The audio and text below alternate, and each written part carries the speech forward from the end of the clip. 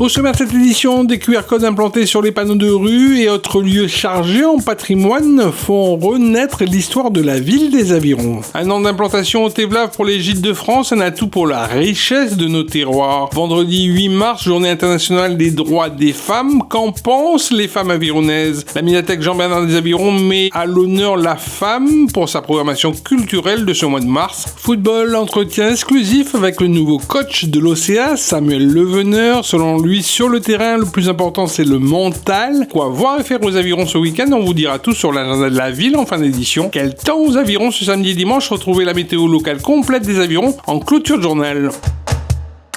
Faire renaître l'histoire de la ville des Avirons avec le déploiement de QR codes sur les panneaux de rue et autres lieux chargés en patrimoine en centre-ville jusqu'au Thévlave, c'est le souhait de la municipalité des Avirons qui veut faire de l'histoire de notre ville un fort ancrage pour avancer et grandir. On connaît votre passion pour l'histoire des Avirons. Vous devez être fier aujourd'hui de voir des QR codes être présents sur tous les territoires de la commune, du centre-ville au Thévlave. Oui, effectivement, nous avons disposé sur nos monuments patrimoniaux historique sur nos rues, une couche d'histoire, parce que c'est ce qui manquait aux Avirons. Les Avironnais ne connaissent pas forcément leur histoire, donc à travers la pose sur ces monuments donc, et nos rues des QR codes, on emmène l'Avironnais à voyager dans l'histoire.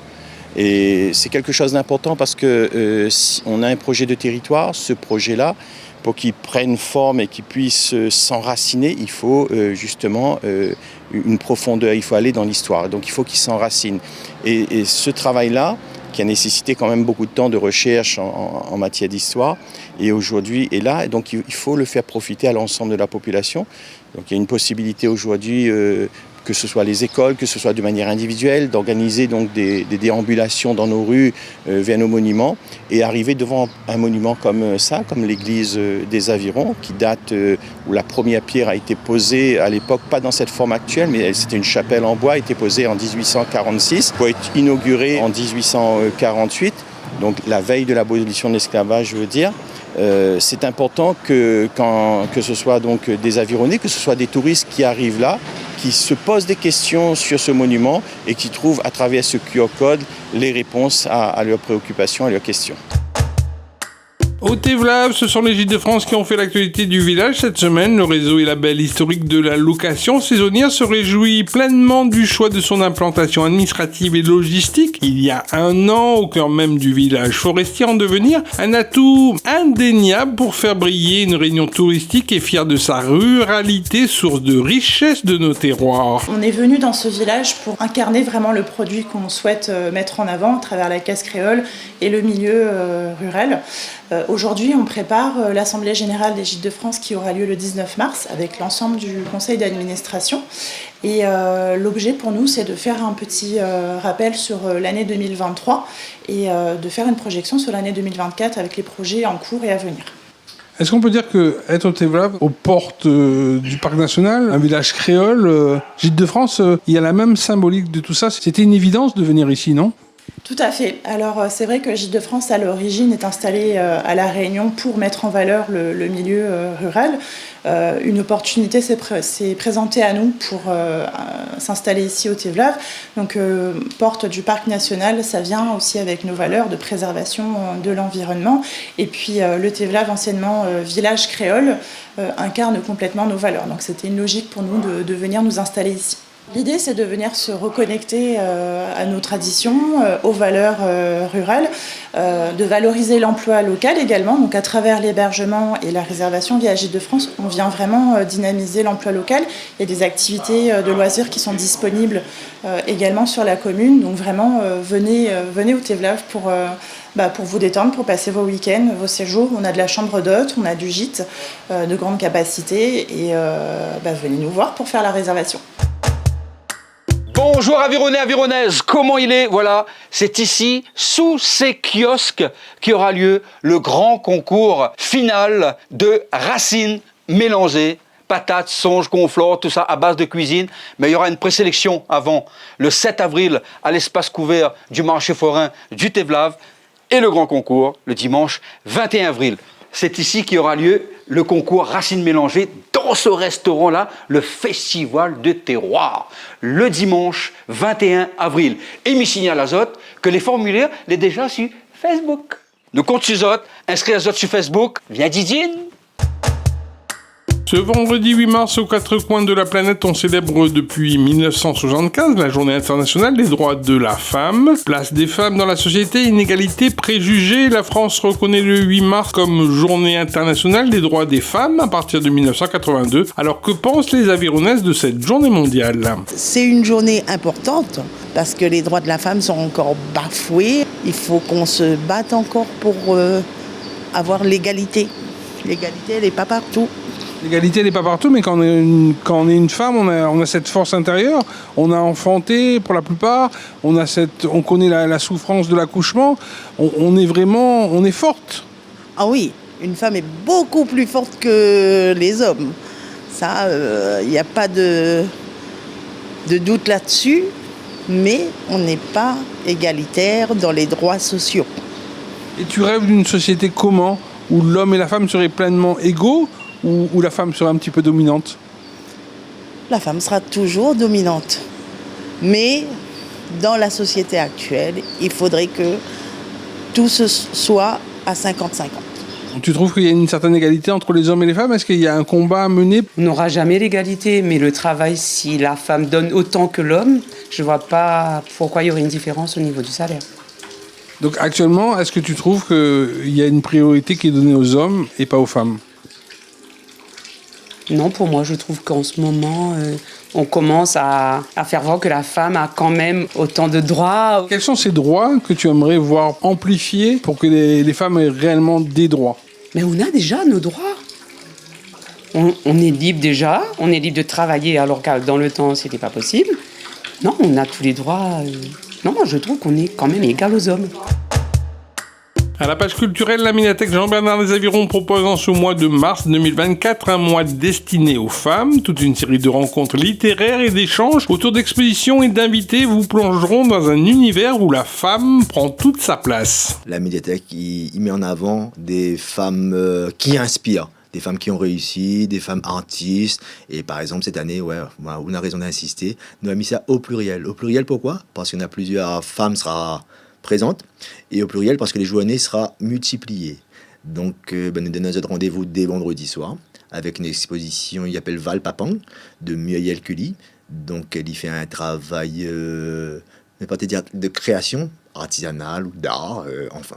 Donc je pourrai découvrir ça, c'est jusqu'au 20 mars. Dans la foulée, on aura une rencontre littéraire avec plein de femmes que la réunit sous la bannière entre guillemets d'une revue littéraire qui s'appelle Femzine.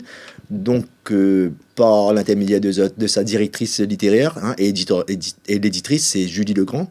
Donc on aura l'occasion pour découvrir un petit peu pourquoi cette revue, puisqu'elle est quand même nouveau dans le... D'ailleurs, on peut regarder, les nouveaux dans le paysage culturel. C'est une revue, on peut dire, féministe. D'ailleurs, il n'y a que des femmes qui écrivent là-dedans, ou qui illustrent. Donc voilà. Et enfin, le 16, rencontre littéraire avec Marie-Claude Derby pour son livre « Ma vie de fille ». Et là, à la fois en tant qu'écrivaine, elle est accueillie, et en tant qu'aussi que thématique du... Il parle vraiment du sujet, il aborde vraiment la condition des femmes à travers quelques décennies à l'époque à La Réunion. Mais ça, nous aurons l'occasion d'en parler un peu mieux avec elle si les gens y viennent à sa rencontre le samedi 16 mars à 10h. À la page d'affaires scolaires, veuillez noter que les inscriptions scolaires pour les enfants nés en 2021 sont possibles désormais jusqu'au 29 mars prochain. Le bureau des affaires scolaires situé en mairie centrale accueille les familles pour les inscriptions du lundi au vendredi de 8h à 11h30 et de 13h à 15h. À la médiathèque Jean-Bernard des Avirons, c'est un concours de poésie qui vous est proposé jusqu'au 18 mai prochain, quand l'assemblage des mots poétiques s'entremêle et s'entrechoque pour parler une langue universelle. Les émotions sont toujours au rendez-vous, alors à vos plumes pour libérer l'âme du poète qui sommeille secrètement en vous. Toutes les informations sur ce concours sont à retrouver sur les réseaux sociaux de la ville des Avirons ou en appelant tout simplement la médiathèque des Avirons au 02 62 26 00 36. À noter comme à l'accoutumée dans votre agenda de fin de semaine le traditionnel marché forain du samedi matin en centre-ville, implanté sur le parvis de la mairie centrale des Avirons, avec ses bons fruits et légumes de saison ainsi que ses bons produits du terroir réunionnais qui vous attendent pour bien commencer le week-end. La salle Jean Bassin des Avirons accueille ce vendredi 8 mars à 20h le spectacle Sola dans le cadre de la Journée de la Femme. Entre rêve et féminité, le duo sur scène, composé de Patricia et Bernadette, va bouleverser le public avec leur poésie insulaire façonnée autour de leur Maloya imaginaire. À la page aussi de l'agenda pour votre week-end aux Avirons, ce dimanche 10 mars 2024, le marché forain du Thé-Blave accueille des stands de tisanes et d'huiles essentielles. L'occasion pour nous d'aller à la rencontre d'un tisaneur de renom qui sera présent ce week-end dans les allées du marché forain du Thé-Blave avec un savoir-faire qui se transmet de génération en génération en lien direct avec la nature. Beaucoup de personnes utilisent vraiment les plantes médicinales, les plantes vraiment que c'est très bon pour la santé. On peut avoir quelques noms de plantes qui sont bonnes pour la santé, c'est bon aussi pour l'esprit, le corps? Bon, pour l'esprit, pour le corps, par exemple, pour être zen, bien dans sa tête, marjolaine, romarin, verveine ou camomille, mélanger ces plantes-là avec. Ensuite, vous avez le quinquilibre, il est très bon, tout ce qui dit pour le ventre, pour faire baisser le ventre et l'inflammation. Tout ce qui dit douleur articulaire, très demandé. Ensuite, vous avez toujours pour l'amaigrissement. Donc amaigrissement pour les douleurs musculaires, mais le nom de la tisane magique pour soigner par exemple les rhumes articulaires. Par exemple comme le bois d'arnette, le pâte de poule est très demandé parce que le pâte de poule c'est un anti-inflammatoire. Tout ce qui dit tendinite ou tendon, l'inflammation, l'arthrose et tout ça, est très bon. Donc ce dimanche, vous arriverez avec votre Bertel rempli de bonnes tisanes pays. Voilà, c'est ça, oui. Toutes ces plantes-là. À la page football à présent, après une série de matchs amicaux qui s'est terminée mercredi soir avec la réception de la formation de l'Étang Salé, l'OCA commencera le championnat de D2R face au Chaudron. Entretien avec le nouvel entraîneur du club. Pour le coach des Avirons, le football c'est avant tout une question de mental. Par rapport aux matchs amicaux, c'était très très important. Surtout de ramener cet état d'esprit-là, cette discipline-là déjà, par rapport à l'année dernière. Et puis voilà, et au moins eux, les gamins, ils voient qu'il y a vraiment cette marche-là, ce long chemin à parcourir par rapport surtout à ces deux matchs amicaux, là je dirais Saint-Pierre et Jeanne d'Arc, que voilà, il y a une grande marche. Mais c'est surtout, moi, comme j'ai toujours dit à mes joueurs, c'est surtout sur le plan mental. La division, c'est des étiquettes. Mais après, il y a l'humain, quoi. Si vraiment on met tout en œuvre pour pouvoir donner ces moyens-là sur le terrain, après, ça passe crescendo. Discipline dans le jeu, mental, pour qu'ils soient plus agressifs, qu'ils comprennent que le football, c'est pas gagné d'avance. C'est quoi les objectifs pour cette D2R, Division 2 régionale? Honnêtement, c'est le maintien. Pour nous, vu le niveau de certaines équipes, vu mon effectif déjà, par rapport, honnêtement, sans dénigrer mon effectif, bien sûr, mais par rapport aux autres, par rapport aux Marsouins, par rapport à l'Étang Salé ce soir, par rapport à Capricorne, à Sainte-Marie et tout. Donc voilà, le message que j'avais dit à mes joueurs, c'est surtout ça, d'être vraiment, d'avoir cet état d'esprit-là. Honnêtement, mais je suis pas inquiet. Honnêtement, je suis pas inquiet. Ces deux matchs-là, est-ce que c'est pour vous un marqueur pour la saison qui arrive? C'est exactement ça, en fait. C'est exactement ça. Et pour leur montrer qu'ils sont capables, en fait. C'est une D1, c'est une R1, pardon. Mais à côté de ça, si vraiment ils ont cette mentalité, encore une fois, ils sont capables de renverser beaucoup de choses. Et c'est à chaque fois, et je le répète souvent ça, c'est toute une question de mentalité. À la page de la météo locale, le temps devrait être mi-figue, mi-raisin ce week-end aux Avirons. Samedi 9 mars, après une matinée ensoleillée, les nuages seront de sortie dans le ciel avironné. De rares averses pourraient néanmoins aussi se produire, accompagnées parfois d'orages localisés. Le mercure devrait pour sa part atteindre les 28 degrés. Pour sa maximale, dimanche, le temps devrait être ainsi plus clément que par rapport à la veille. Les températures seront en hausse d'un tout petit degré pour atteindre les 29 degrés Celsius. Le soleil devrait remporter son combat contre les nuages pour cette journée dominicale, hormis peut-être durant l'après-midi qui pourrait connaître quelques rares averses.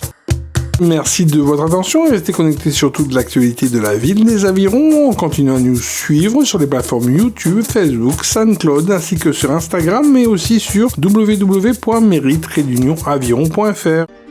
Ville les Avirons, vers un territoire durable.